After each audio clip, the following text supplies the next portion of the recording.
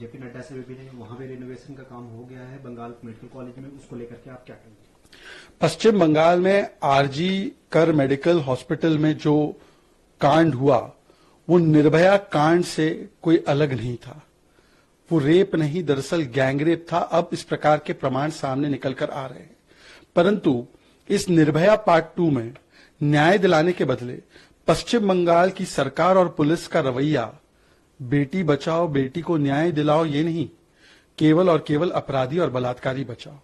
और ये मैं नहीं कह रहा, ये वहां के हाईकोर्ट ने कहा है जब उन्होंने इस मामले को वेस्ट बंगाल की पुलिस से ट्रांसफर करके वेस्ट बंगाल से हटाकर सीबीआई को दे दिया है।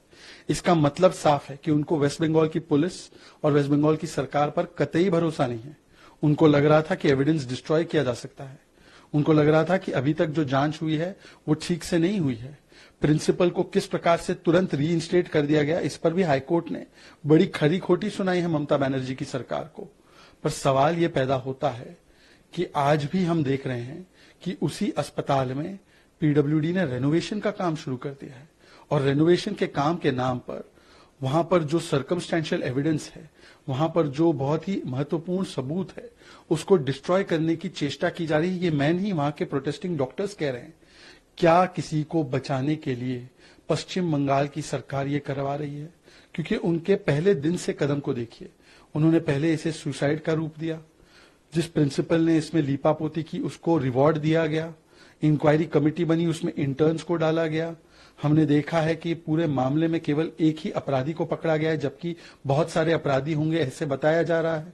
वो अपराधियों के लिंक रूलिंग डिस्पेंसेशन से है, इसलिए उनको बचाने की पूरी कोशिश की जा रही है। और अब एविडेंस को ही डिस्ट्रॉय करे सीबीआई के आने से पहले, अगर ये हो रहा है तो आप सोचिए कि न्याय कैसे मिलेगा। और हमने देखा है ना, पश्चिम बंगाल में बार बार मां माटी मानुष नहीं, बलात्कारी बचाव चला है। शाहजहां के हक में खड़े हो जाते हैं संदेशखाली में, ताजमहल के साथ खड़े हो जाते उत्तर दिनाजपुर में। ये इनका एटीट्यूड बन चुका है महिला सुरक्षा के प्रति। पर दुख की बात है कि इतनी बड़ी घटना होने के बाद जो महिलाओं के विषय पर अमूमन बोलते हैं, यात्रा निकालते हैं राहुल गांधी, सेकुलर सन्नाटा है उनकी तरफ से। खड़गे जी का सेकुलर सन्नाटा है, महुआ मोइत्रा का सेकुलर सन्नाटा, सागरिका घोष का सेकुलर सन्नाटा, प्रियंका चतुर्वेदी कुछ नहीं बोल पा रही। आज इंडिया अलायंस क्यों कुछ नहीं बोल पा रहा है?